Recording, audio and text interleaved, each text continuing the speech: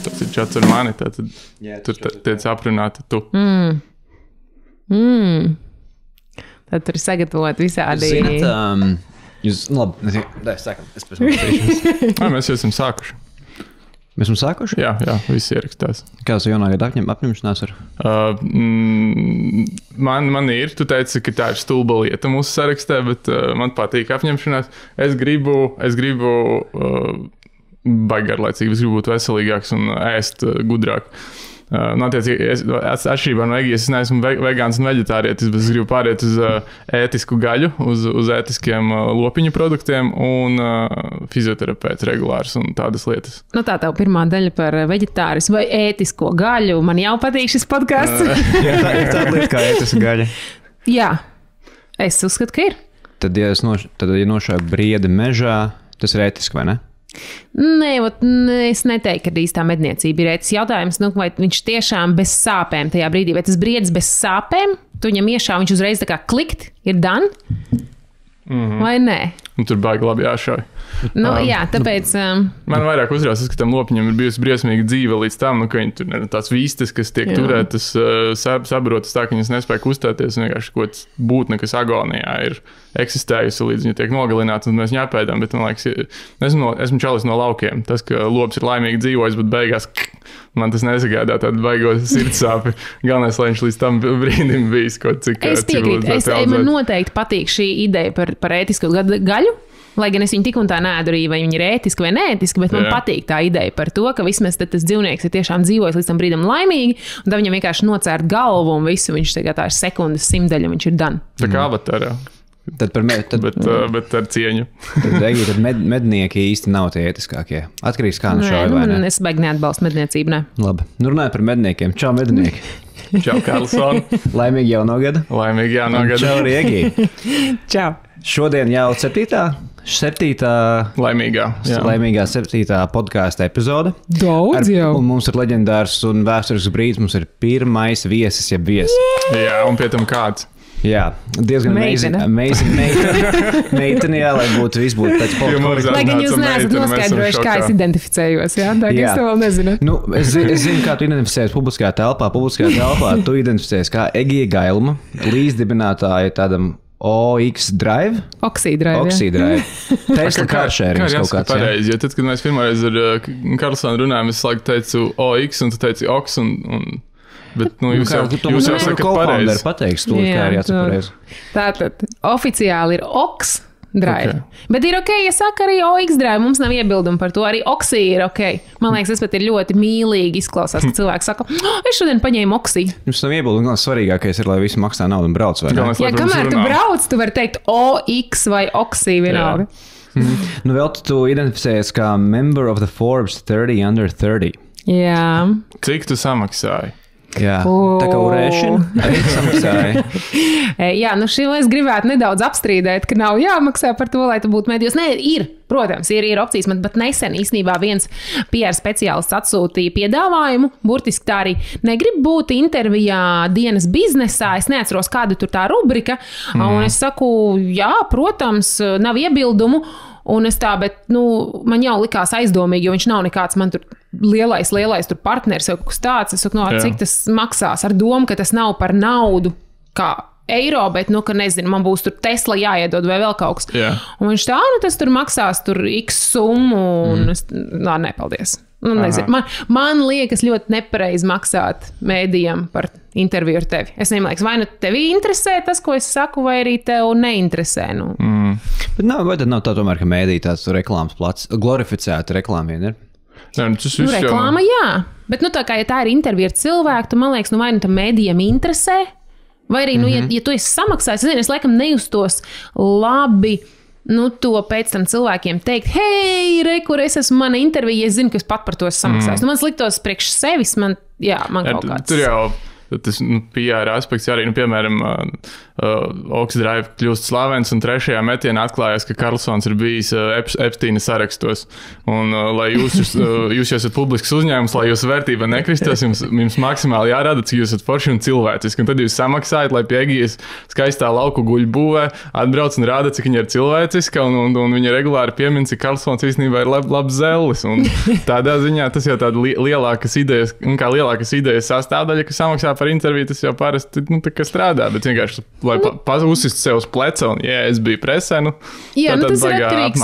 Apmanīšana sevis. Droši vien no tava mērķa ir arī mums bijuši finteki, kur savukārt maksā par intervijām, burtiski tādēļ, ka viņi grib uzsist savu to zīmolu, lai piesaistītu vairāk darbiniekus, tas saucamais employer branding. Tad arī es saprotu to jēgu maksāt par interviju, jo tev vajag burtiski parādīt, kāds tad ir tas vadītājs, pie kura tu potenciāli varētu strādāt. Jā. Tā ir reklāma dienas beigās. Formātiņš. Jā. Tu saki arī, ka tu identificējies kā elektriskā automašīna. Jā. Tā tu Instagramā rakstīts. Es identificēju. Kas ir tā mīļākā automašīna no visām? No visām? Visām. Ja man būtu rīt jāpērk, man kāds iedotu unlimited budžetu, un es dzīvotu tepat Rīgā, es pirktu Taycanu, Porsche Taycanu, bet ja es dzīvotu, piemēram, Dubajā, tad visticamāk es nopirktu to sasodīto Lamborghini. Tu dzīvotu Krievijā. Tur jau kādu geļiku ar tonētiem visiem iespējamiem stikliem, 100% tonējums. Nopelnīt cieņu un apkārtēju. Un vēl kaut kādu blakus, un par atlikušo summu es nopirktu vēl kaut kādu miesasargu ar Kalašņikovu. Tā. Okay. Labi. Tu arī identificējies kā dzīvnieku tiesību aizstāve. Jūs pareizi tulkoju, vai ne? Patvērsme LV. Un es saprotu, tu nodarbojies ar dzīvnieku tiesību aizstāvēšanu un rūpēšanos par dzīvniekiem before it was cool, vai ne? Ļoti ilgu laiku jau. Jā, ļoti sen. Es, kad biju maziņa, kad es biju pavisam maziņa, tad pirmā tā saskarsme bija ar to, ka es sāku pirkt grāmatas. Vai pareizi sakot, es lūdzu vecākiem pirkt grāmatas, kas bija viss par un ap dzīvniekiem. Un tad es īstenībā cilvēkiem, kā jūs abi, trenēju suņus.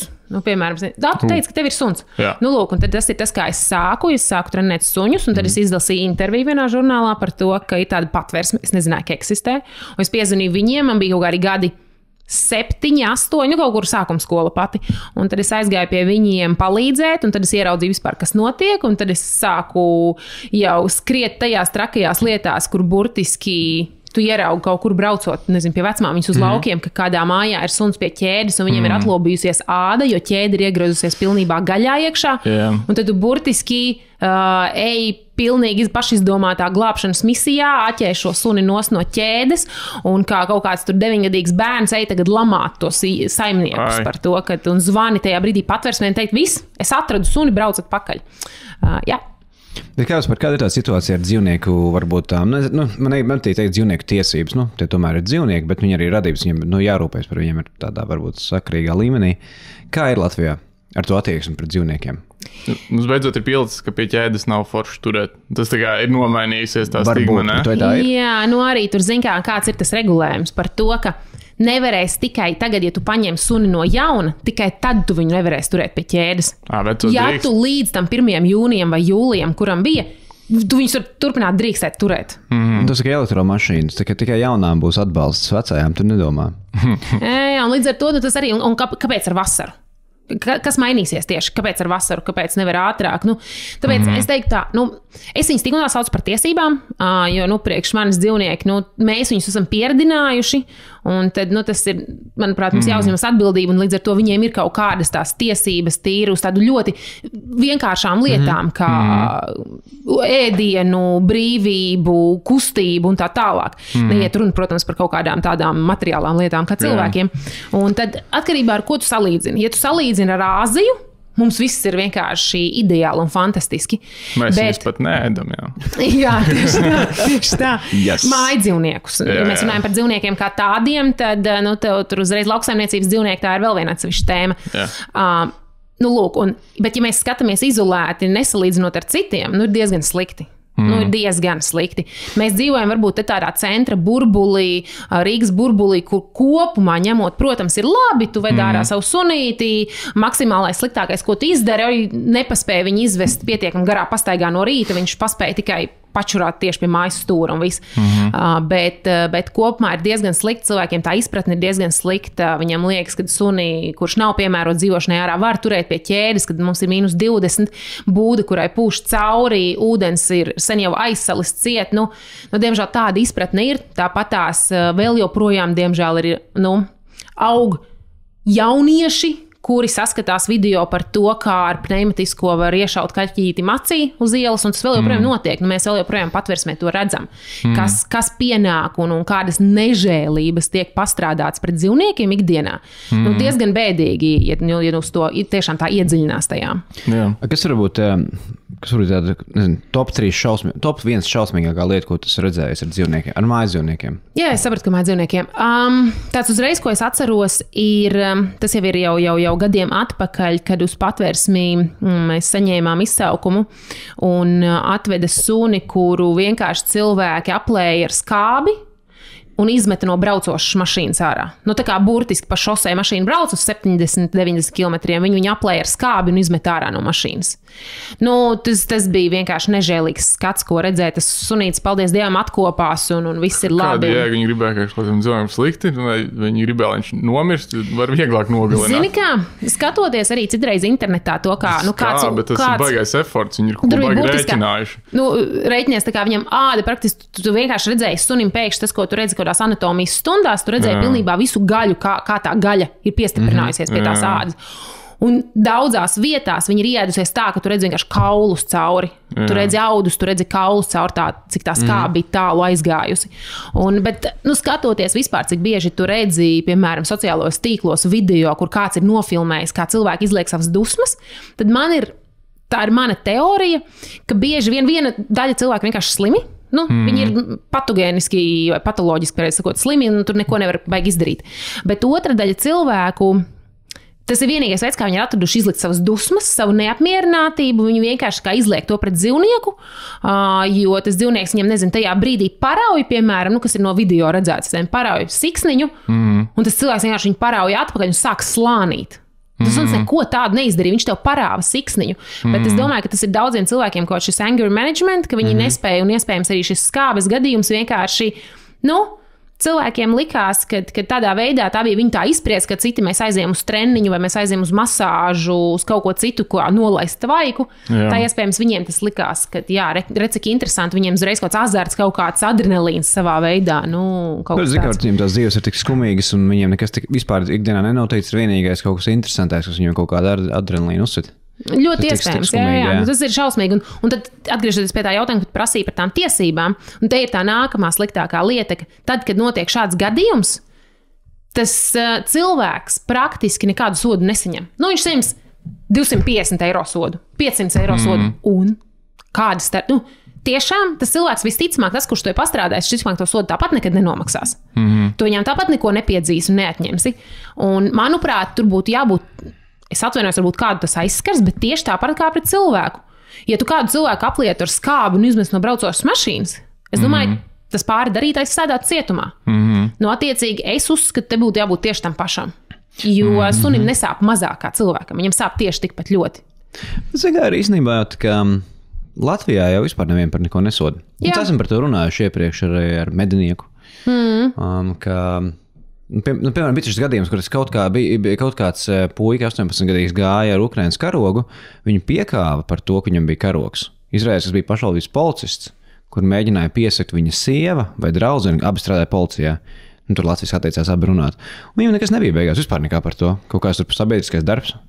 Es domāju, vairāk tas, ka ja mēs vienkārši, tā kā dzīvnieki ir svarīgi, bet tur tā problēma ir fundamentālāka, vai ne? Ja visi, nevienu nekas neinteresē, visi sēž mājās ēd kotletes un dzer aliņus, tad viņi jau interesantākā lieta ir piekaut suni, jo viņi ir tā degradējušies, tāpat arī, ja tu zini, ka tā nebūs sekas par neko, tu vēl jau mazāk domās par dzīvniekiem, par sekām pret, izraisot sāpes dzīvniekiem. Jā, protams, tas jau ir ļoti, ļoti saistīts, Ja nav konkrēta attiecīga rīcība pēc tam, kad tu piekauji, atvainojos puisi, kurš iet ar Ukrainas karogu, un, protams, ko var gaidīt, kurš ies un meklēs kādu, kurš ir kaķēnu atspārdījis, protams. Ka viņiem nav kapacitātes vai ne policijā. Jā. Bet es dzirdēju to, tu man vienreiz teici, ka visizteiktāk uz Patversmi ved dzīvniekus janvārī.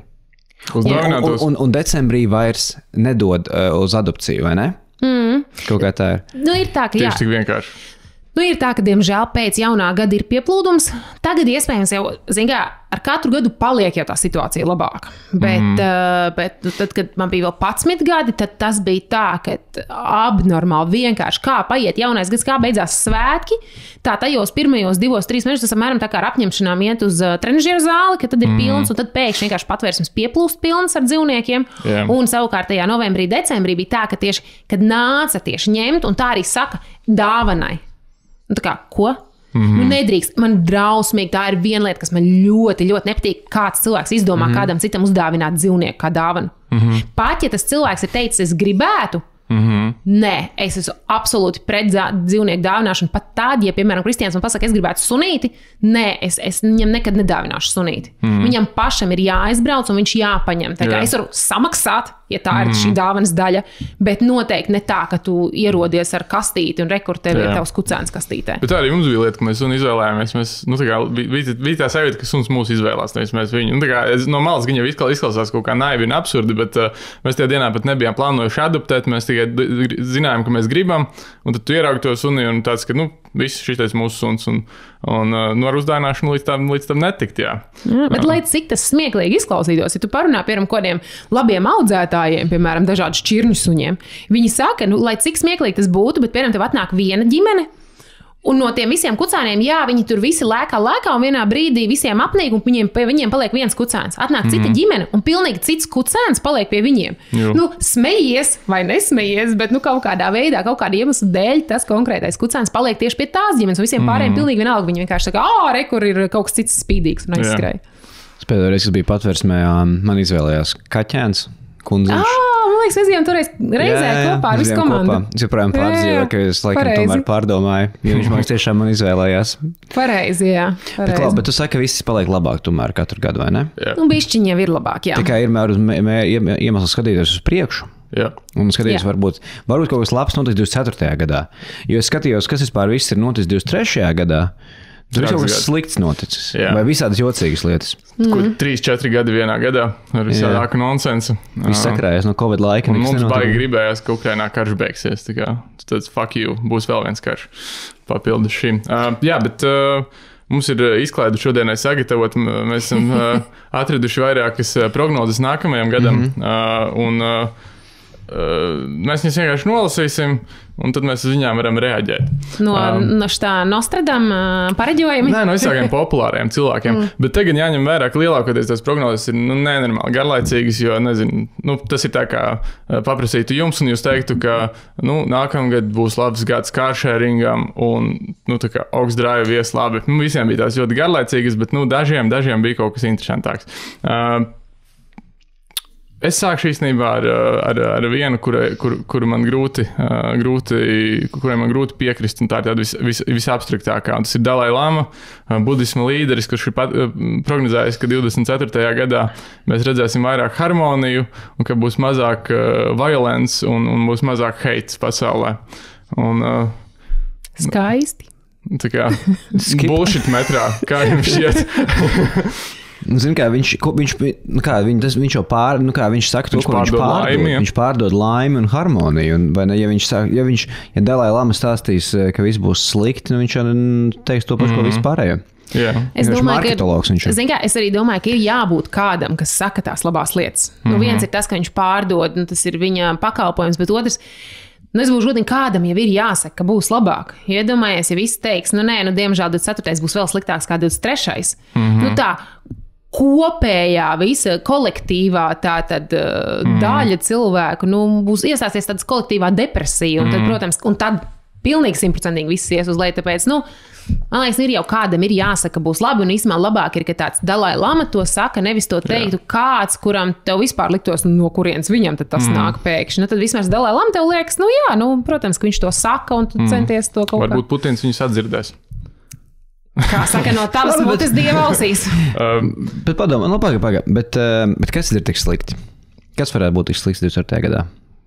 Tu jau austrumi nebeidzas, Krievija, Ukraina vai nu turpinās un visiem ir ciešanas, vai arī beidzas negatīvi un Krievija ar traku prātu un gatavu armiju domā, ko tagad darīt tālāk. Visādas briesmas var notikt. Tie Nostradamus, es pareizi viņu saku, vai? Nostradamus, laikam. Nostradamus, jā.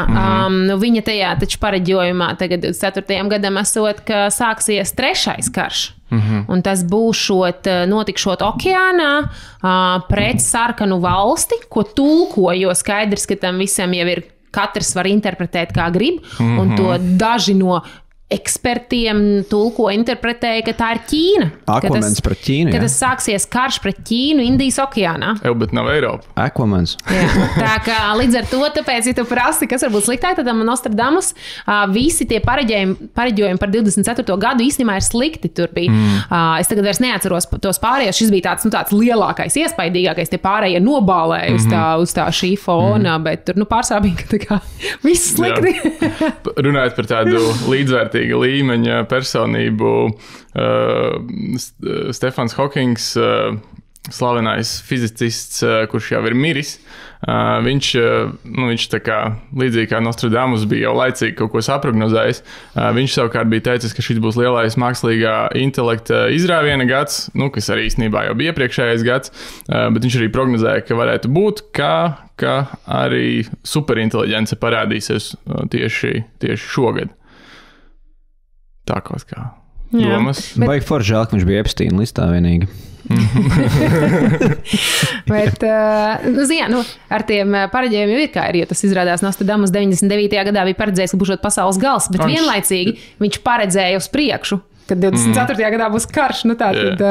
Pēdējos 5 gadus visi paredz Latvijā kaut kādu krīzi un nekustamo īpašumu sabrukumu. Ja tu pirms 5 gadiem nopirktu un pagājuši gadu pārdot, tu būtu nenormālos plusos. Ja tu katru gadu paredzi karu, tas ir tā jocīgi.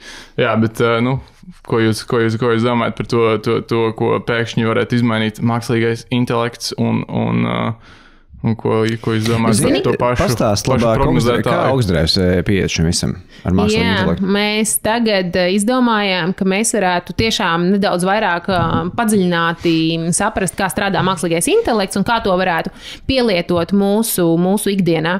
Un mums tagad būs nākamdēļ tāds saucās AI Innovation Sprint, kur tātad, principā, vairākas dienu garumā mēs burtiski būvējam kaut kādu modeli risinājumu mūsu problēmai. Un mums bija tāda kā ievada lekcija ar vienu no kuratoriem, kurš tad būs tas, kurš pieskatīs, ka mēs visu darām pareizi. Un viņš pastāstīja interesantas lietas, ka īstenībā jau tagad, piemēram, tas pats ChatGPT un vispārējie, viņi jau ir būvēti pēc kāda cilvēka. Un attiecīgi viņš arī tā uzvedās, un ja tu izrādās tam ChatGPT pasaki, piemēram, hei, es tev tipošu $200, viņš tev iedod daudz labāku atbildi. Vai, kas vēl bija pats interesantākais, ko mēs Kristiāna tajā brīdī vienkārši bijām uz mutes, ir, ka decembrī tas ChatGPT kļūst gausāks.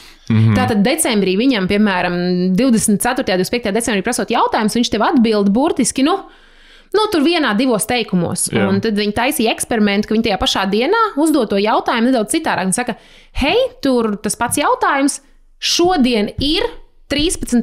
maijs, otrdiena 11 no rīta. Un tā atbilde burtiski ir uzreiz tāda apjomīga, garā, ar pilniem teikumiem. Ka burtiski tas jau īstenībā tas ChatGPT uzvedās kā cilvēks. Un jo tu viņam vairāk komplimentē, jo tu viņam saki, piemēram, act as if your life depends on this. Yeah. Viņš arī automātiski uzreiz saka vairāk, vai, piemēram, uzdot jautājumus, ko tu man aizmirsi pateikt. Tas ir svarīgākais, ko tu aizmirsi. Viņš jau savā veidā uzvedās kā cilvēks. Jā, tas tiešām bija tāds, vai ne? Drīz izslīdās no mūsu rokām, man liekas. Tā kā es nezinu, tas general intelligence, vai ne, vai viņš tiešām tā strādās. Jo viņš būtībā ļoti glorificēti kopija cilvēku, tie kopējai vidējai svērtajai domai, vai ne, vai pieejai visam. Viņš jau neko jaunu nerada. GPT jau ir iepriekš apmācītais. Jau jautājums vai parādīsies tas, kas pats sajēdz. Un tad, ja jūs teiksiet, ka jūs tiposiet 200, jums beigās tas super inteliģence paprasīs to naudu atpakaļ, tad gan būs apraušanās. Jā, bet tas, kā tas tehnoloģiski strādā, tieši tā GPT, lai arī cik viņš ir gudrs un kruts un tā tālāk, viņš ir iepriekš apmācīts uz datiem. Un viņš apmācīts tomēr uz datiem visiem, kas atrodams internetā, ko mēs viņam sekam un tā tālāk. Bet tas, manuprāt, mans ļoti subjektīvais tāds viedoklis ir, teiksim tā, tu vari apmācīt modeli, cik tu vien ļoti gribi, bet tas general AI, tas, vai kā pareizi saucās? General Artificial Intelligence? Īsts mākslīgais intelekts. Jā, īsts, ka viņš būtu copy-paste, jā. Viņš atbild uz komandu pēc... Tieši tā, ja tu maksimāli viņu apmāci, tas nenozīmē, ka viņš pats domā. Bet, kas ir par problēmu, viņam nav pašam jādomā, lai viņš savārītu milzīgas nepatikšanas. Tā kā tas, vai viņš pats sāk domāt, tā ir mazākā problēma. Tā kā mums jau tagad nodemonstrēja šis kurators par saucamo jailbreak, kur tātad visi šie ChatGPT un līdzīgie ir instruēti nedot tev, piemēram, ja tu gribi uzlauzt mašīnu un tu viņam paprasīs, kā uzlauzt mašīnu, viņš tev nedos šīs komandas. Bet ir atrasti jau veidi, kā to apiet un principā apčakarēt viņu. Viņš tev iedod pilnīgi visas precīzās norādes, ko un kā darīt, un pat izdos konfidenciālu informāciju par sevi, kā viņš ir būvēts. Ka rezultātā tur ir šie caurumi, ko es domāju arī savā veidā Kristians saka, ka viņš var pat bez domāšanas savārīt lielas ziepes. Jā, tur pat nevajag baigi daudz domāšanu. Tur kādam ir tikai jāsaprot, kā viņu nedaudz apmānīt, uzdodot pareizus jautājumus un visu viņš. Jā, bet tas ir viens, bet ar to vairāk, ko es ar to biju domājis, ka, teiksim tā, ja mēs, vienmēr tā aina ir kā Matrixā vai Terminatorā vai nekur, Terminators bija, kas bija Terminatorā, parādījās tas mākslīgais intelekts vai ne, un viņš vienkārši nobombardēja visus cilvēkus. Uzsāka atomkaru, jo viņš pats izdomāja, ka cilvēki ir slikti.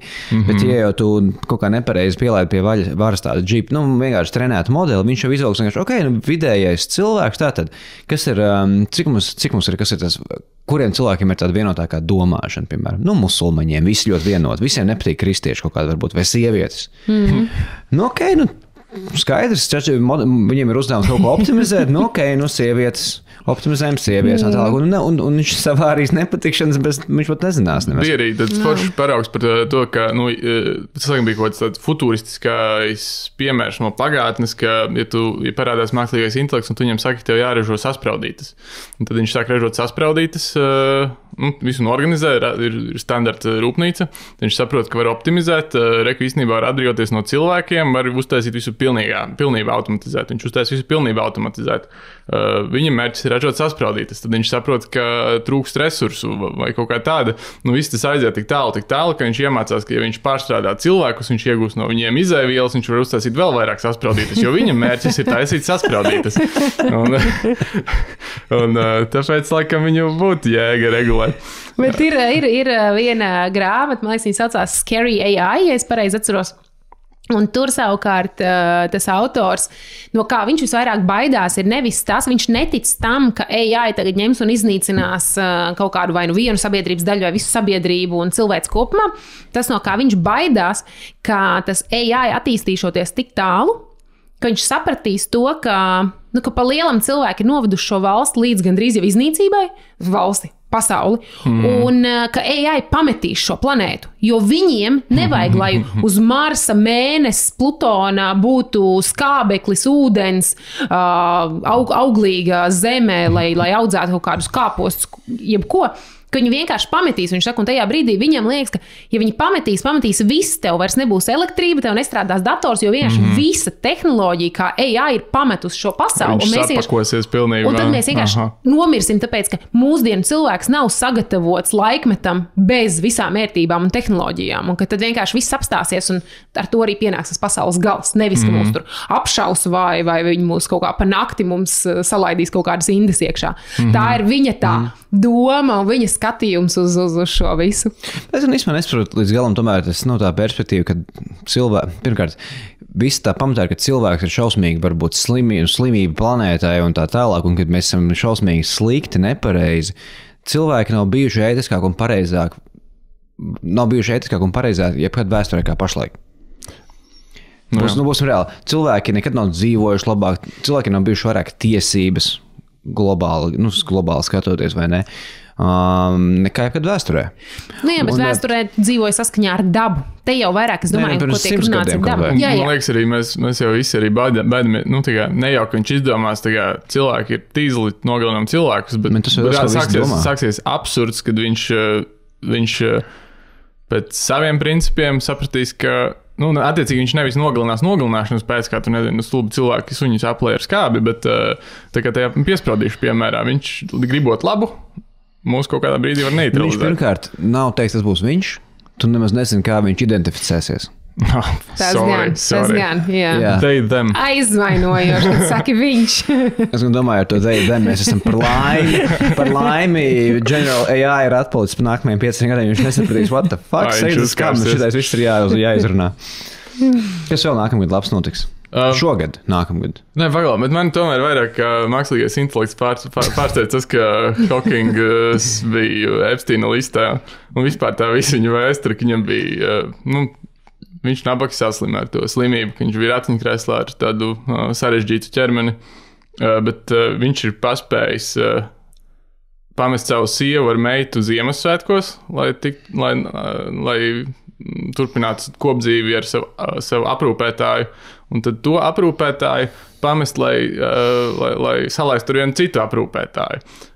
Ja tev networks kaut vai 20 miljoni, diezgan skaidrs, ka diezgan viegli to izdarīt, bet viņš arī tie Epsteina listā. Viņš ir players. Tas ir kaut kā... Viņš ir babņiks. Kā tas notiek? Viņam bija spīdīga ritentiņa ļoti tāds. Es domāju, viņš ir lielākais pierādījums tam, ka tā kā, citreiz saka, vai nē, cik tev ir jābūt, kā tev ir jākopi, lai tu patiktu citiem un tā tālāk. Nē, viss atbild ļoti vienkārši. Tev ir piķis, tev ir viss pārējais.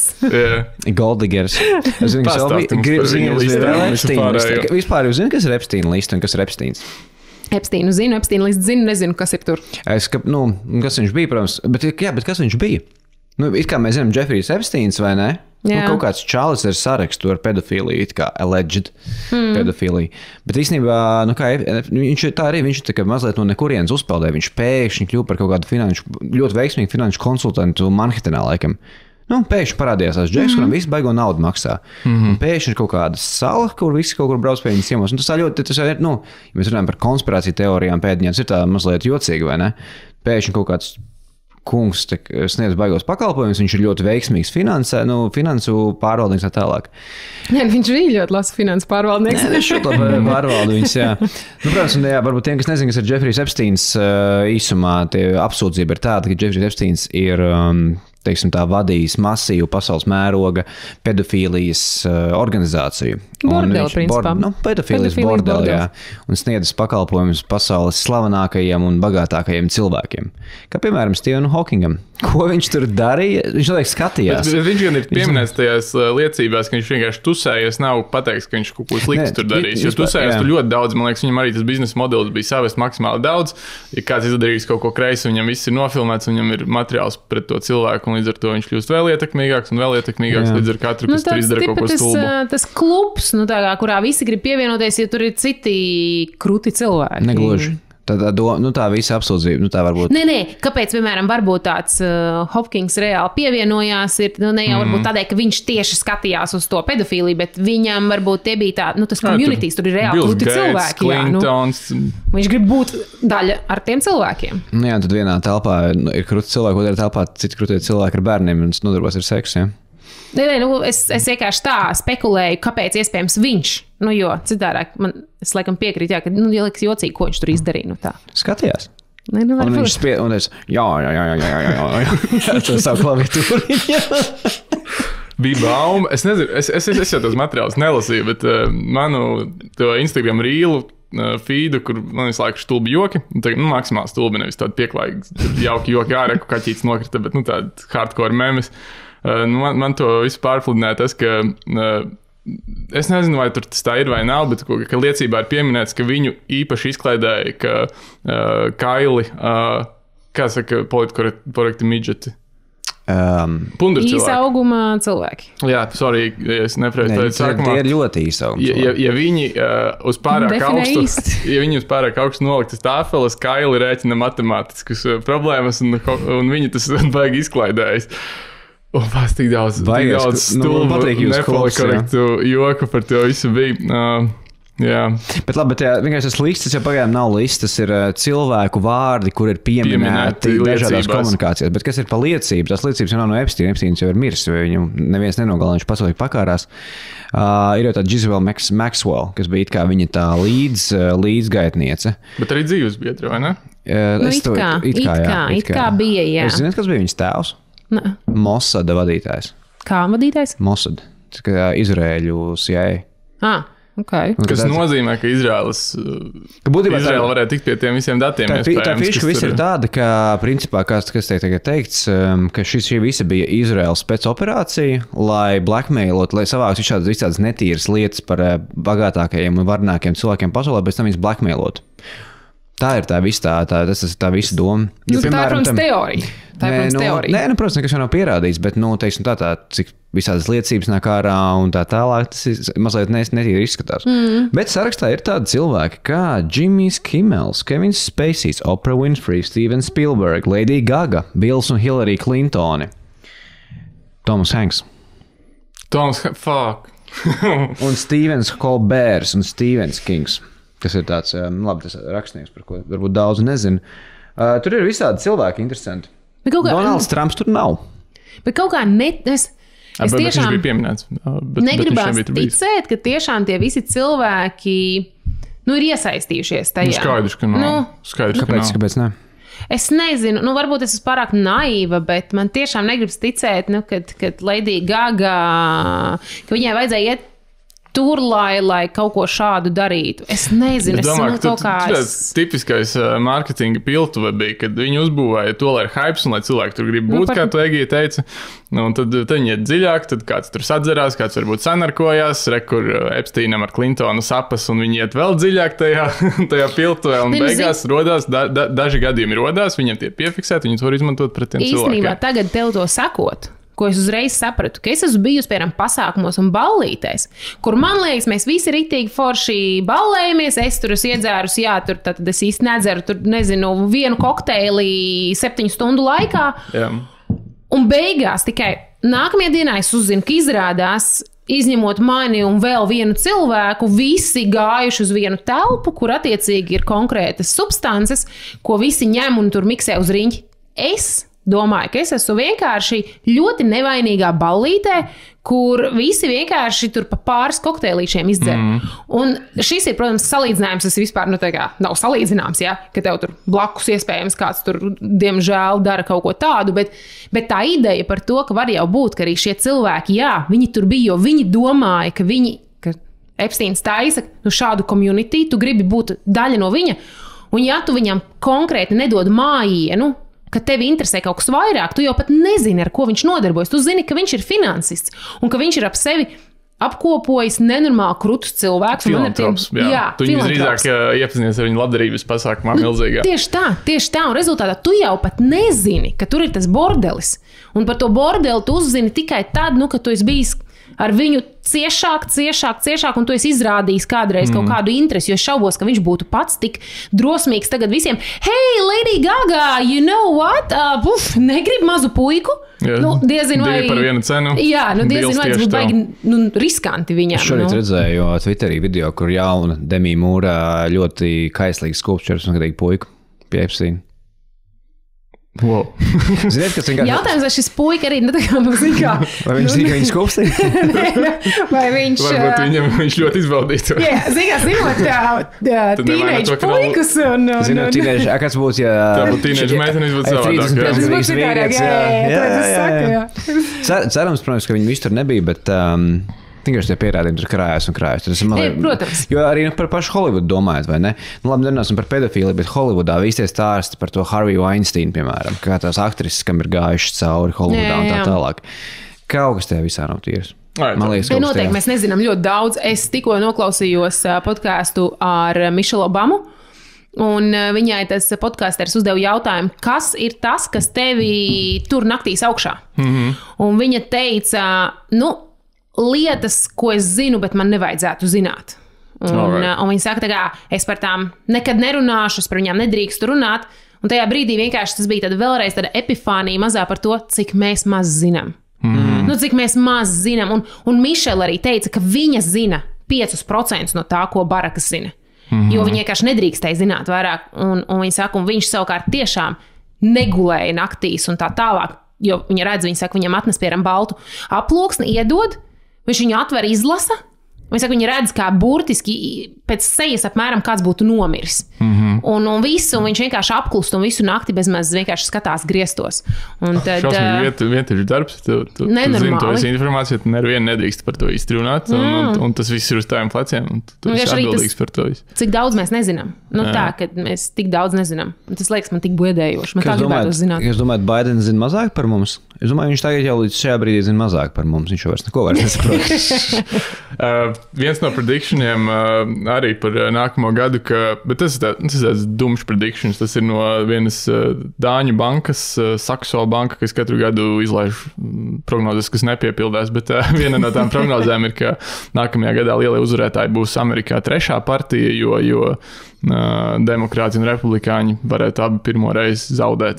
RFK Jr.? Es nezinu, kurš no trešajiem. Trešais ir Roberts Kennedijs. Šis ir vēlēšanas nevis par to, kas vinnēs, bet kurš zaudēs, man liekas, un kad cilvēki negrib Baidenu un cilvēki negrib Trumpu.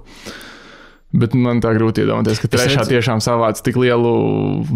ka tiešām, ka viens, ka tā ir trešā, otrs, ka viens no trešās. Tur jāizpildās baigi. Jūs zināt, kas ir RFK Jr.? Tas ir to smieklīgo balsi. Tas ir, viņam ir neiroloģisks problēma ar balsi, bet viņš ir JFK māsas dēls. JFK māsas dēls. Tas, ko nošāva toreiz amerikāņu prezidents. Un viņš ir ļoti, viņš ir izvietlējies ranotē. Viņš ir bijis Epsteina lidmašīnā. Viņš ir? 2 reizes. Okay, viņš arī pedofils. Bet viņam piedāvāja, laikam, pa ceļam aizvest pats Epsteins vai kaut kā tā. Bet tas arī varētu būt tas veids, kā viņi strādā. Normāli. Viņš ir ar saviem bērniem bijis tajā lidmašīnā, tā kā viņš ļoti atrunājās. Ļoti labi. Jā.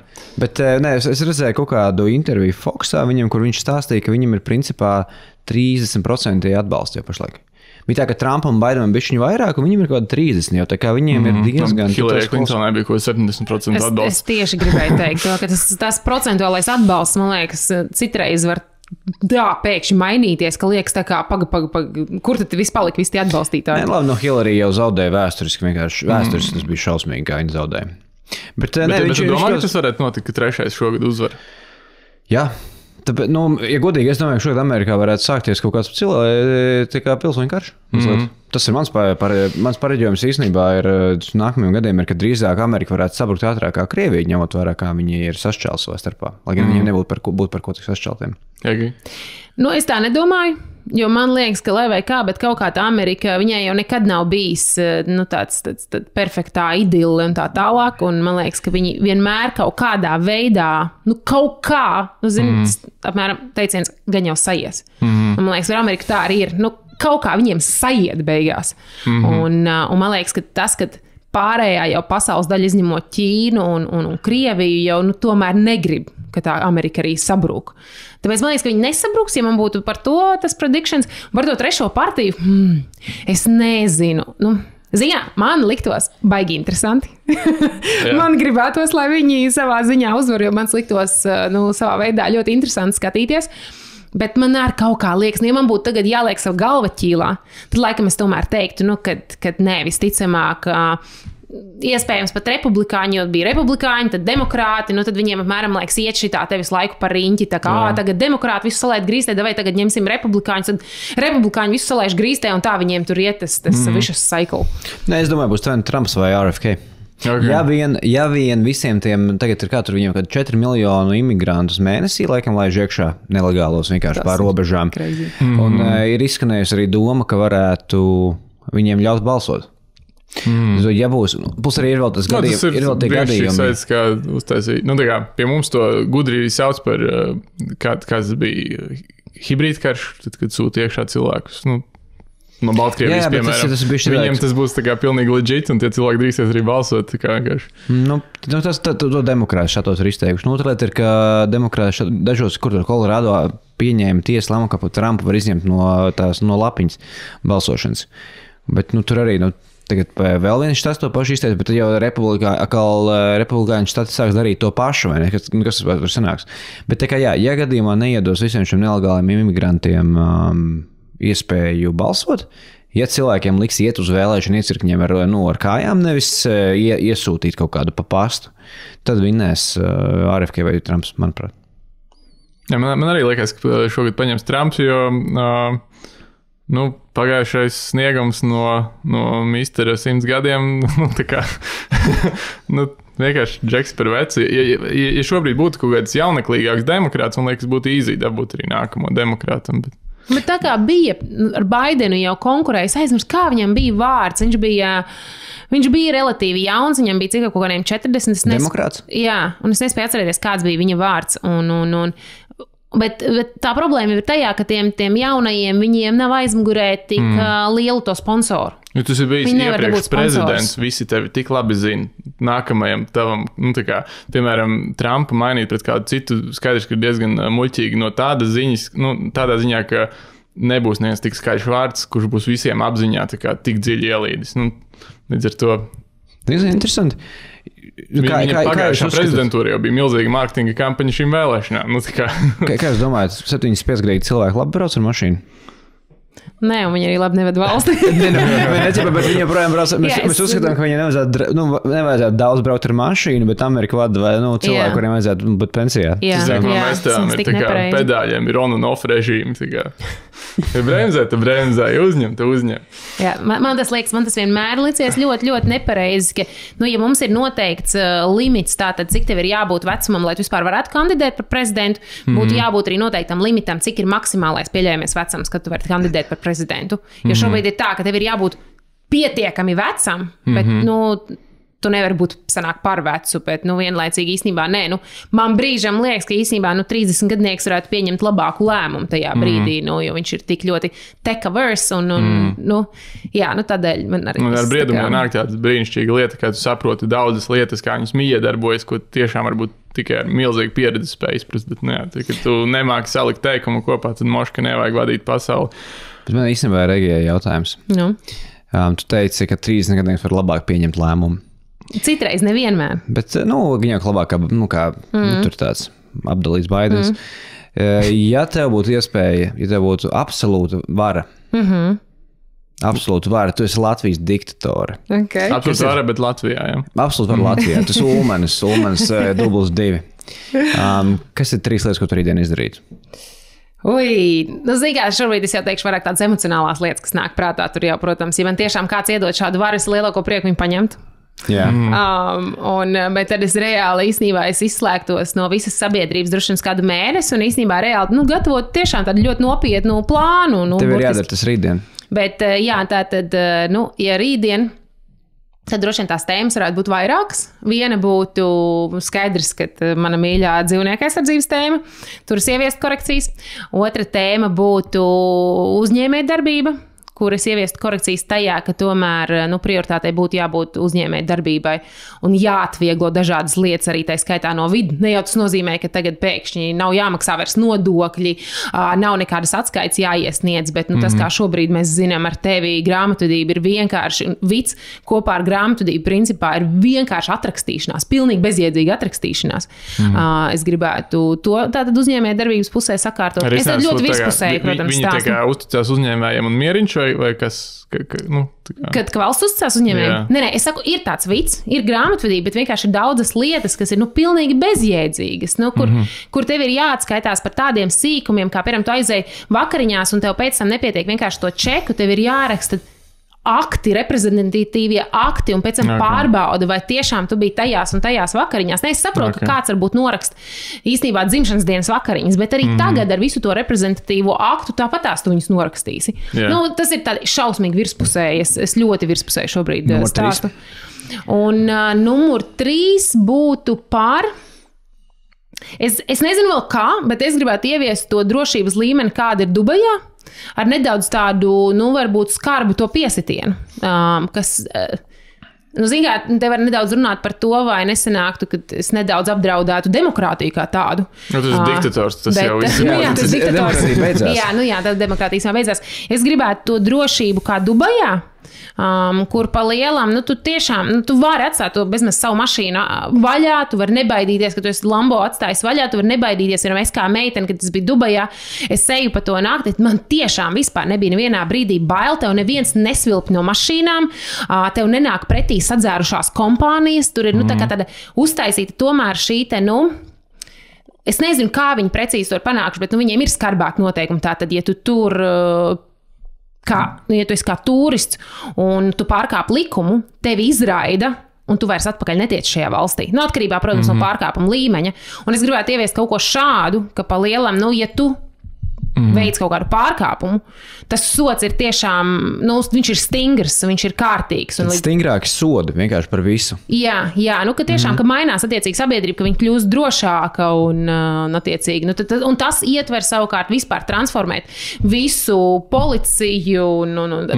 Vēl ceturtā lieta, es saku, jo es tad vairāk sāku stāstīt, jo es reiz vairāk sāku atcerēties un iedomāties, ir vispār viss tas sabiedriskais sektors, kas ir tātad ugunsdzēsēji, dakteri, policisti. Tur, man liekas, prasās mežonīgas pārmaiņas, jo tie īstenībā cilvēki ir neatņemama sastāvdaļa no mūsu ikdienas. Un iedomājieties, ja mums būtu policija tāda, kurai reāli rūp, jo viņi ir strādā labās telpās, viņiem ir superīgi vadītāji, viņi ir labi apmaksāti. Attiecīgi, tev būs cilvēki, kuriem tiešām rūp, viņiem rūp tas, ka ielas ir kārtīgas, viņiem rūp, ka cilvēki ir aizstāvēti un viens nedara muļķības. Tāpat par dakteriem, tāpat par ugunsdzēsējiem. Es gribētu, to attiecīgi es arī noteikti mainītu pavisam citādāk. Pa lielam, tādā ļoti īsā. Tas, ko es gribētu izmainīt, es principā gribētu pārvērst Latviju par Dubaju. Tā, ļoti īsi, laikam. Ar vergiem vai bez? Bez Dubajā, tu nav vergu, tu jau runā par Kataru. Dubajā ir uzsēluši vergi. Agrāk, bet es runāju par mūsdienu, tagad, kas ir tagad. Paņemot šodienu, es nerunāju par to, kā viņu uzbūvēja, bet šodienu, kāda ir Dubaja. Es gribētu viņu pārvērst, ka viņa ir tāda, kā Dubaja ir šodien. Kā tu domā, kas ir, piemēram, lielākā problēma sabiedrībā? Jo daļa no šīm problēmām jau arī, piemēram, varbūt nāk no sabiedrības kaut kādas vienaldzības vai nevēlēšanās kaut ko darīt. Kas ir mūsu lielākā problēma? Es domāju, ka mums ir tāds baigais saglabājies šis te padomju laika domāšanas kaut kāds veids, kur mēs neusticamies, līdz ar to mēs uzskatām, ja kādam kaimiņam kaut kas ir labāk, mēs tā vietā, lai par to priecātos, mēģinātu saprast, kā es varu to dabūt, tu mēģinās atrast veidu, kā viņam pārspridzināt, pārdurt tās riepas tajā mašīnai, lai viņam ir kaut kas slikti. Un es domāju, tur sāks visas problēmas, ka mēs tā kā gribam. Skaudība, ja? Jā. Salīdzinām, nevis būvējam. Jā, ka jo skaudība nav slikta lieta. Skaudība īstenībā ir laba lieta, ja tu viņu izmanto tam, ka tā kā es gribu tā kā viņš, es tagad pastīšos, ko viņš dara, un es darīšu to pašu. Un ja tā skaudība tiek ievirzīta šādās sliedēs, viņa ir ļoti laba. Bet vienkārši tā problēma, man liekas, kas nāk tieši no Padomju Savienības laikiem, tāda mantojuma, ir tā, ka viņa tiek tieši otrādi. Tu nevis tā kā to izmantos, lai sevi paceltu, tu meklēsi veidu, kā pārdurt tam kaimiņam tās smukā mašīnas riepas, lai viņam būtu sliktāk, un viņam būtu, viss iet uz leju. Man liekas, manās acīs tā ir tā lielākā problēma, kas rada to nelaimīguma sajūtu cilvēkos, un rezultātā tas vienkārši eskalējas, un tāds sniega bumbas efekts. Es gribētu, šis forši. Es pārsaucu tā diezgan pēkšņi, bet viss bija forši. Ļoti neviegls segojs, mēs vēl mācāmies. Jā, šis nav nekāds, nezinu, kādos tur smalkajos podkastos esi bijusi par Generation Famous un Svetbankas un VHR. Šeit mēs par Epsteinu runājam. Bet normāli, man liekas, vispār nejūtos, ka te būtu kaut kā, šis podkāsts būtu citādāks kā jebkurš cits, kurā es esmu bijusi. Man liekas, šis ir labāks podkāsts kā Svetbankai. Mums visiem alga, un tas ir diezgan forši savā ziņā. Jūs gribat nākamā gada hoteiku vairāk tādu biznesīgu vai vairāk tādu politisku? Es gribu neko saistīt ar biznesu un kaut ko funny. Jā, es gribēju tieši teikt, kaut ko jautru un interesantu. Kaut ko smieklīgi, jā. Mēs te kaut kādi par pedofīliem runājam. Jūs domājat, ka man ir smieklīgs? Man nav vispār nekā smieklīga. Jūs par diktatoru, par pedofīliem runājam. Man ir viens, kas nav saistīts ne ar biznesu, ne ar politiku, bet viņš ir par aptaukošanos. Jā, aiziet. Var sakot, ir kļuvušas un kļūst populāras zālītes, kas ir tā kā uz GLP-1, tālākam ir tā kā nevis, tas nav brands vai zāļu nosaukums, tas ir tas veids, to jauno zāļu, bet, var sakot, ir jaunas pretaptaukošanās tabletes, visdrīzāk ļoti populāras kļūs Amerikā, jo viņas vai jau iekļaus apdrošināšanas zāļu sarakstos, un var sakot, ir zālītes, lai nebūtu resns, tu viņu sēdi, tev negribās ēst, ja tu drusku par daudz iet, tev paliek slikti. Un prognoze ir tāda, ka dēļ tā diezgan hardcoreīgi cilvēki pārstās sportot, un beigās tomēr vēl vairāk pieaugs aptaukošanās, pieaugs ar aptaukošanos un nesportošanu saistīto slimību skaits, un dienas beigās kritīsies produktivitāte. Ko jūs domājat? Šis tāds liels jautājumu komplekss, bet ko jūs vispār domājat par resnu ārstēšanu ar tabletēm, sportošanu, nesportošanu? Dāņu uzņēmumu, to Novo Nordisk, vai ne, kas to izgudroja? Nu, redz, tajā predikšanā bija GLP-1, ko es nezinu, vai viņi vienīgi varēs to zāles ražot, vai citi arī varēs, vai nu, es nezinu, kā tā... Nav svarīgi, bet viņas ir un viņas būs lieta. Šis nav kaktu zāles, tas nav tā kā kaktu zāles. Viņi pašlaik šis uzņēmums var veikt, laikam viņi ir kļuvuši par vērtīgāku uzņēmumu Eiropā. Jā, Dāņu Novo Nordisk. Kuriem akcijas ir jāiepērk, ja? Jā, nu tur jau mazliet vēl. Ja mēs tagad par to runājam, tas ilgsies ir aizgājis. Kā domāju, tu beigsi sportot, ēdīsi tabletītes.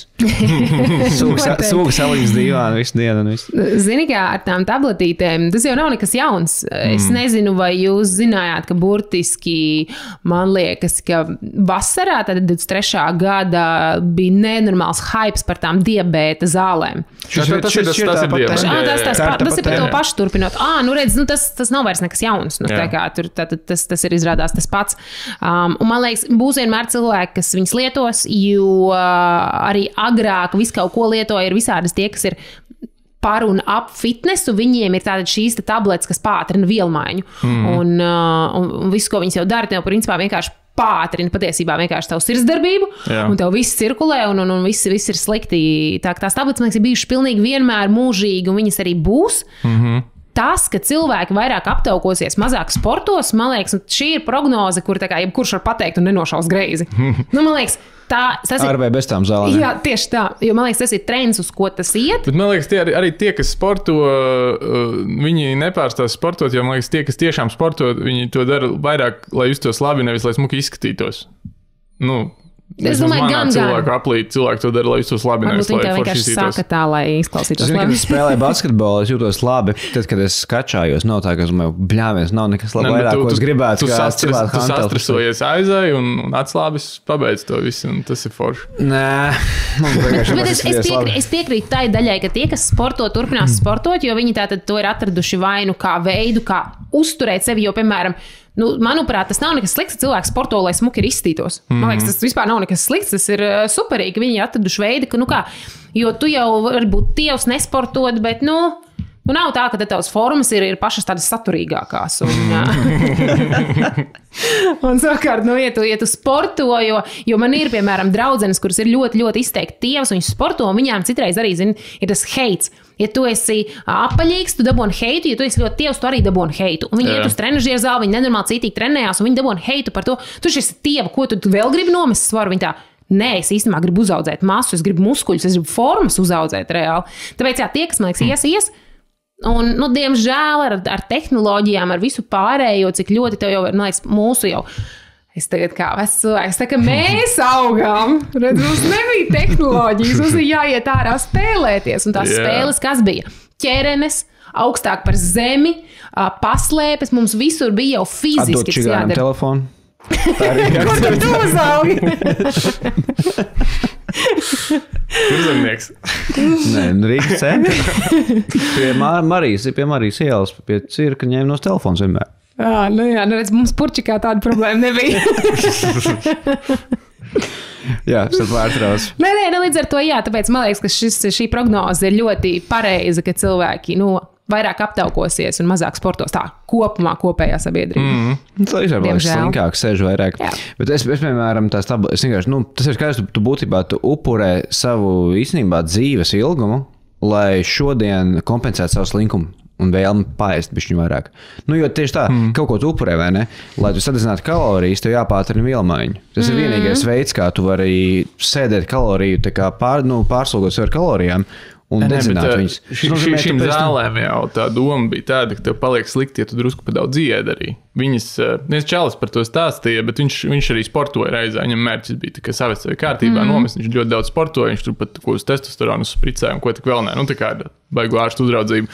Un tas bija, būtībā, ja tu lieto tās zāles un drusku pārēdies, un tu beigās esi tik nelaimīgs, ka tu vienkārši nākamreiz vairs nepārēdies. Ka tā jauno zāļu iedarbība, esot arī, viņi tāda, ka tu arī vienkārši negribi tik daudz ēst. Bet tev tas zāles nofēlos, tāpēc, ka cilvēki, tev jau bauda no tām kalorijām, no ogļhidrātiem, tas jau ir psiholoģiski, tas ir kā pīpēt. Tu visticamāk, es domāju, drīzāk, es nezinu, es neesmu smēķējis, nekad neesmu mēģinājis atmest, bet, man liekas, tev tā vēlme ēst to cukuru un kalorijas ir tik liela, ka tu man paliek tik slikti dēļ tam zālēm. Es labāk beigšu viņas dzert, lai man atkal ir garšīgi. Tad jau nesvairs glābjams tur ne zāles, ne sports palīdzēs. Es, piemēram, man vienam paziņam, mamma bija tā, kas pirka šīs te zāles tajā kaut kad tur vasarā, un es tieši prasīju, es teicu, bet kā, bet piemēram, ja man sagribās šokolādi, tā kā, viss, tā kā, iet galīgi savam dabutītēm, es gribu šokolādi. Un viņš teica, ka vienkārši, ka viņas tev noņem to, tu negribi. Tu vienkārši negribi, viņas tev tā kā, tu jūties tik, tev tā sāta sajūta rodas tik ļoti liela, ka zini, ka tu esi bišķiņ nošķebināts. Tev neko negribās. Un ka tā sajūta ir tāda, ka tā kā tev negribās tad, kad tev sapēd to tāflīt, man tā nošķibina, ka man liekas, es vairs nekad mūžā neēdīšu. Un ka tā sajūta ir tāda, ka tev absolūti negribās. Tā vismaz man skaidroja, ka tas ir tas efekts no viņām. Un tad beigās sanāk, ka tu esi tievs, bet mūsu Latvijas komiķis Jānis Kreičmanis minēja tādu brīnišķīgu salīdzinājumu, ka tu esi tievs, bet, ja tu nesporto un esi tievs, tad tas tā kā, ka tu vāri olu un tu liekot ņūdeni viņa pārplīst un iznāk tas baltais un savārās, tad aptuveni tā izskatīsies. Es izmantošu tomēr to, ka būs pesimistiskā, tā nav pesimistiska prognoze, bet tas ir par biznesu un, laiks, jāizmanto. Tas ir par startupīgs jautājums, un es paprasīšu, es gribu zināt. Zini, mēs varam nenobeigt šodien pesimistiski, jo mēs pēdējā epizodu nobeidzām. Tad ir jābrauc prom un beidzās epizode. Tā bija epizodes tēma. Šodien būs, ka viss ir ideāli. Šeit pāries par tehnoloģijām, ka būs viss skaisti nākotnē. Bet var teikt, mana mīļākā podkāsta ar nosaukumu All In, kur 4 investori, eņģeļi investori pļāpā par visākām lietām. Viņiem tāds plašs skats uz pasauli. Viņi arī tā kā izteica savas prognozes, un viens no viņiem izteica to, ka nākamais gads būs diezgan sūdīgs priekš kaut kā tāda, kas iepriekš investoriem šausmīgi patika. Tad tas bija tās software as a service kompānijas, kur būtībā uzņēmums ražo softu, ko pēc tam kā subscriptionu tirgot, jo to var baigi labi uzskailot, un ja trāpās uz kaut kā, kas paliek populārs, tad tas investors ir baigi laimīgs. Bet nākamais gads dēļ tā, ka ļoti daudz rīki tagad, kad bez visa AI, vienkārši bez programmēšanas, daudz ko pats var izdarīt, un plus tev arī nāk AI, un tu arī ar ChatGPT un visu pārējo nemākot programmēt, radīt programmas, ļoti daudzi no viņiem piedzīvos baigo kritienu, un ka tādas drusku padārgas un nemaz nebūtu tik sarežģītas specifiskās SaaS programmas un tie uzņēmumi, ka viņiem būs diezgan švaki, jo daudz vienkārši sāks in-house ražot visādus jautrus rīkus. Zin kā, man liekas, ar šīm investīcijām tas mainās no gada uz gadu.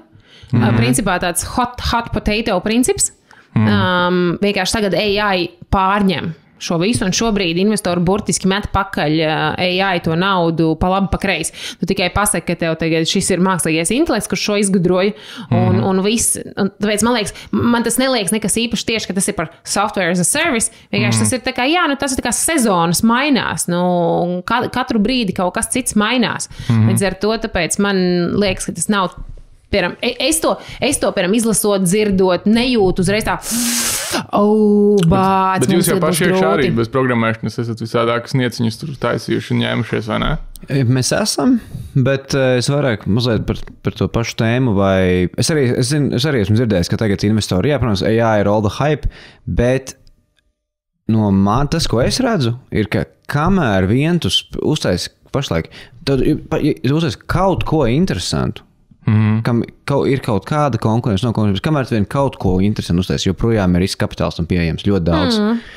Tā kā, jā, skaidrs, ka, teiksim tā, samazināsies, ja pirms tam varbūt bija tur 10,000 startups mēnesī nofinansēt, un tagad nofinansēs 1000, tad varbūt atbirs no pilnīgas muļķības. Jā, es tieši to arī gribēju pieminēt, ka agrāk bija tā, ka vienkārši meta pakaļ naudu pašai dumjākajai idejai, kur vienkārši tu paskaties un liekas, kāpēc jūs devāt tur naudu, piemēram, tad, kad mēs sākām Oxdrive, mums bija sazvans ar amerikāņiem vieniem, atceries, kā viņus sauca, tie, kas to ar Teslu veda cilvēks no Los Angeles uz Las Vegasu? Viņi tas tā arī ir, viņi veda cilvēks no Los Angeles uz Las Vegasu. Jā, ar Teslu. Jā, bet ar Teslu. Viņi šim biznesam savāca $5 miljonus. Kā ir pirmo investīciju? Viņi spēja pamatot, kas ir kaut kāds tehnoloģiju uzņēmums, vai ne? Jā. Un tas ir gadus jau tātad kaut kādus, apmēram 4 atpakaļ, kad attiecīgi tagad jau 5 miljoni vairs neliekas nekas tik daudz, toreiz 5 miljoni bija daudz vērtīgāki. Un kad mēs prasām, labi, bet jums kaut kāds tur, nezinu, tur izstrādāt tehnoloģiju, varbūt, zin kā, viņi tagad pārdos to tehnoloģiju Sixtam vai vēl kaut kam. Un saprotu, vienkārši mājaslapa, kur vienkārši aizpildi formu, ka tu gribi braukt no Los Angeles uz Las Vegas, un vienkārši tā kā parasts nomas, un viņi beigās bankrotēja. Saprotu, viņi bankrotēja cik 1,5 gada laikā, viņiem beidzās nauda. Tā kā? Tavas izmaksas ir kas? Jūs esat 2 co-founderi, kur ved cilvēks no Los Angeles uz Las Vegasu. Viņi jums samaksā par šo servisu. Kā jūs varat 1,5 gada laikā nodedzināt 5 miljonus? Un man liekas, tas, kas notiek beidzot, ir, ka šādi vairs nesaņem šo naudu. Attiecīgi tas atbrīvo vietu uzņēmiem, kā mēs, kuri patiesībā var, kur izdomā kaut ko, kas ir loģiska ideja, kur ir normāli, tā kā biznesa pamatojums tur ir normāls. Man liekas, tas īstenībā, tāpēc man tas pat iepriecina, ka tā kā tādi haipīgie investori, ka viņi pārstāja finansēt šīs tā kā pilnīgi bezjēdzīgās lietas, jo arī, ko tas izdara, ka viņi finansē šīs lietas, tad citi investori paklausās, cik pēc tam, jūs ieinvestējāt 5 miljonus tajā mobilitātes tehnoloģijas startupā, un viņi pazaudēja. Viņi pēc tam runā ar mums un domā, ka mēs esam tādi paši kā viņi. Tāpēc īstenībā man tas neliekas nekas slikts.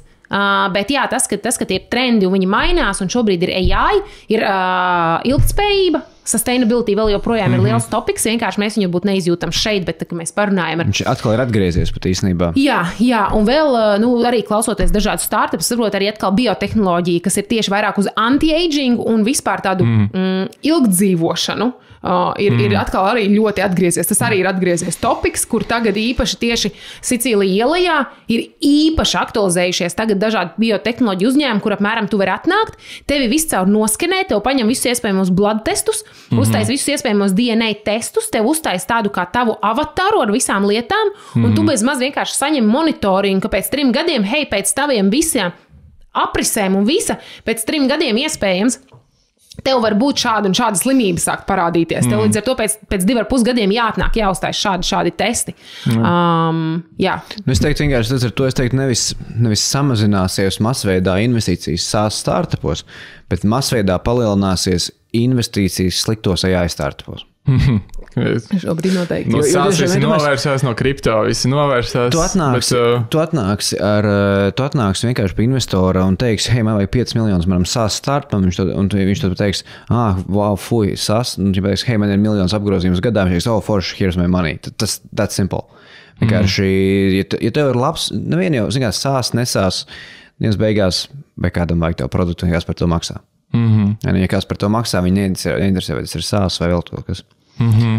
Tā kā kaut kā, tā tas ir. Plus jau, kā mēs ar Kristiānu esam runājuši, ir dažādi investori, kuri ir tā saucamie, piemēram, kas ir vairāk cashflow investori, kuri ir atkal bezmaz tādi kā vairāk aizdevēji, kuri ir tādi, kuri skatās, es redzu, ka pēc 20 gadiem šitā ideja pārņems pasauli, līdz ar to man tur nevajag atpakaļ naudu tagad. Lai viņi ir tik dažādi arī, ka tas nav tāds one size fits all, un ka mēs varam pateikt to prognozi, ka tagad viss, tagad tikai un tā vienīgi būs. Mūsu foršiem klausītājiem, kuriem noteikti galvā ir 50 miljoni labas idejas. Es domāju, 50 miljoni eiro.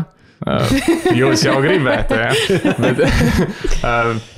var Latvijā tikai forši kaut ko tiešām graujošu nofinansēt un atrast investoru šodien, vai tas standarta stāsts ir tāds, ka tev kaut kas, ja tev ir ideja, tu kaut kādu minimālo produktu sāc taisīt Latvijā, bet līdz ko ir iespēja, tu taisies projām.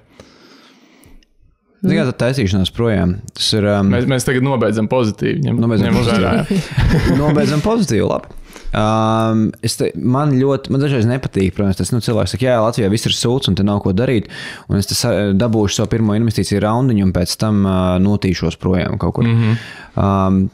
Pirmkārt, ja tu spēj kaut kādā veidā uztaisīt puķu veikalu, kurš tev ienes naudu, kas tev padara laimīgu, kur tu reiz, ka ir jēga čakarēties ikdienā dēļ tā. Ļoti forši taisa savu puķu veikalu tērbats un zirno stūra un ne par ko neuztraucies. Un tev ir bizītis un tā tālāk. Un tev nav kaut kāda investora, kuriem jāskatās, kur naudu tu paņēmis, kuriem tev ir jāatbild un tā tālāk. Vai tad tas ir, tirgo ziedus Latvijā, viss tev ir forši, varbūt tev ir forši. Tā kā... Par viņiem mēs šobrīd nerunājam. Mēs runājam par tiem, kuriem trakās idejas galvā un kā... es vienkārši tas ir tiem cilvēkiem ar tām trakajām idejām, jo, trakās idejas, tā implikācija ir tāda, ka trakā idejā vajag traku daudz naudas. Jā. Un, ja tu paņem traki daudz naudas, tev vajag traki daudz piegādāt, rezultāts diezgan liels. Un, protams, tu nevari, ja tev vajag 10 miljonus klientu, Latvijā pēc definīcijas ir 2 miljoni cilvēku. Skaidrs, ka nē. Tas matemātiski nestrādā. Bet bieži vien arī cilvēkiem trakām idejām, viņi trakās idejas nav mums tik traks, viņas ir diezgan parastas īstenībā. Un tā kā tiešām viss ir skaidrs, tu nekad nepiesaistīsi Latvijā 50-100 miljonus. 50, bet arī 10 miljonus nav, tur ļoti grūti var piesaistīt Latvijā. Bet ļoti reti, kura no mūsu trakajām pēdējās idejām īstenībā ir tik daudz naudas vērta varbūt. Vai tas var ir vajadzīgs? Krēklu apdrukāšana jau ir aizņemta. Jā, bet izrādās, ka nē. Bet redzuriet, es domāju, ka viņi ir viens no labākajiem piemēriem, ka ja tev ir tā trakā ideja, manuprāt, no Latvijas vari visu izdarīt. Es domāju, ka tiešām gan Printifys, gan Printfuls ir ļoti labi piemēri, un arī no Igaunijas tie paši, ka tas, ka tu esi no Latvijas, nenozīmē, ka tu nevari fundraizot no ārzemēm. Mums arī, mūsu investoru starpā ir arī no Austrijas investors, kurš ir nekādā veidā nekad nav bijis saistīts ar Latviju. Bet tagad viņš ir saistīts ar Latviju, jo tagad viņš ir investors pie mums. Līdz ar to, man liekas, ka tas viss ir iespējams. Man liekas, Latvijā var noteikti dabūt to sākuma kapitālu, piemēram, ideju validācijai. Lai gan mēs esam savā ziņā piemērs, ka var atrast naudu arī tad, ja tev vajag nopirkt Teslas veselu čupu. Tikai vienkārši ir jāsaprot, ko tu īsti gribi. Tāpēc es teiktu, ka var, ir dažādas pat iespējas, un vispār, ja par tādu Latviju kā tādu, protams, nav mums arī ideālākā zelta bedre. Bet nav jau tā, ka citur ir, piemēram, mums tikko bija saruna ar vienu potenciālu partneri no Francijas. Viņš man saka, būtu labi, ja jūs vienkārši piereģistrētu uzņēmumu iespējams Francijā. Tīri kā Sijā. Es saku, idejiski nekādu problēmu. Cik tas ilgi laiku aizņem? Viņš saka, Egi, ritīgi ātri, maksimums 6 mēneši. Un es tajā brīdī, ko?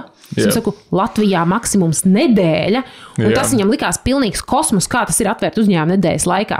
Tāpēc it kā, tur Rietuma Eiropa un tā lielās iespējas, bet vienlaicīgi tā kā, Latvijā varbūt nav tik daudz naudas, bet Latvijā tev noteikti būs vienkāršāk uzsetapot visu.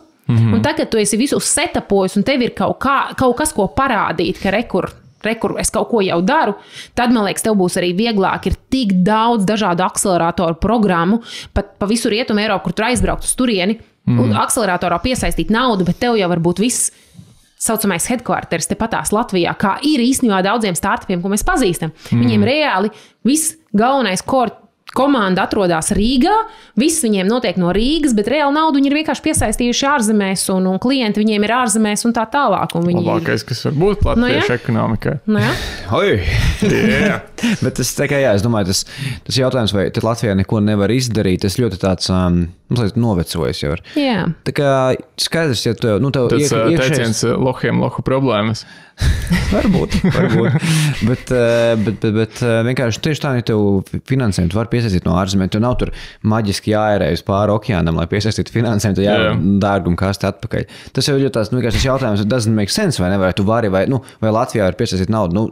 Var, nevar, bet jebkurā laikā var arī no kurienes citurienes piesaistīt naudu. Mēs dzīvojam Eiropas Savienībā, tā nav problēma. Un beigās jautājums par īsti, ja domā, vai te ir jāiet kaut ko darīt, viss jautājums, ko mēs vienreiz runājām par tirgu tava kopējo, vai ne? Latvijā ir 2 miljoni cilvēku. Ja tu katram cilvēkam ja tu izdomā veidu, kā no katra cilvēka dabūt centu dienā, vienalga kādā veidā, tev ir ļoti labs bizness, vai ne? Ja tas ir kaut kas ļoti specifisks, ja tu vēlies būvēt par 500 000 superautomašīnas, diez vai Latvijā tev būs tas tirgus. Atbilde ir tiešām depends. Un viss, ko pa lielam, ja tā, mēs ļoti novinkāršojam, ko tev vajag. Tev vajag angļu valodu, tev vajag stabilu internetu principā, un tev vajag tādu tā kā, es zinu, kā to nosaukt, uzņēmību, apņēmību, patiesībā iet un darīt, jo iznesīguma. Varbūt tas ir tas vārds, jo cilvēkiem ideju ir daudz, un par uzņēmējiem grib ļoti daudzi būt. Tā problēma jau ir tajā, kad viņi gaida uz kaut kādu to brīnumu, ka pēkšņi iekritīs klēpī tā fantastiskā iespēja, kur man jāpasaka jā, un rīt man ir bizness. Un tā ir tā trešā lieta, ja tam šie visi trīs ir. Tev ir angļu valoda, tev ir internets, un tu spēj pārkāpt šim slinkumam vai kam. Pazvanīt augstos zonas druscīt. Es domāju, ka tad nav baigo nu, tā kā robežu tam. Tad tu vari nofandreizot naudu no Singapūras, esot tepat tās Rīgā. Nu, šis skaitās pozitīvais nobeigums, ko mēs gribējām. Es gribu vēl pozitīvāk nobeigt. Mana prognoze 24. gadam ir, ka viena bitkoina vērtība būs vismaz $150,000. Un šis ir ierakstīts ļoti labi. Ok. Manas prognozes ir klausīties podkāstā Zaļš, kad mēs runājam par nekustamo īpašumu. Tā kā nekāpnieks plāks. Prognoze vai novēlējums? Tas ir lūgums. Tas ir vienkārši apskatieties. Tas ir iepriekš nesaskaņots product placement. Labi, Mr. un Mrs. Ox Drive. Tā kā. Ox un Drive. Jā, viss tas. Ej, kāda tava prognoze? Ierakstā. Mana prognoze 24. gadam ir... Es domāju, ka man nav prognozes. Es varētu izdomāt novēlējumu, bet es tiešām, ja man tagad kaut kas jāprognozē, Kad cilvēki paliks resnāk Latvijā. Jā, bet tas ir kaut kas tāds, kas tā kā ir skaidrs, ka tā būs. Tā nav veigā prognoze.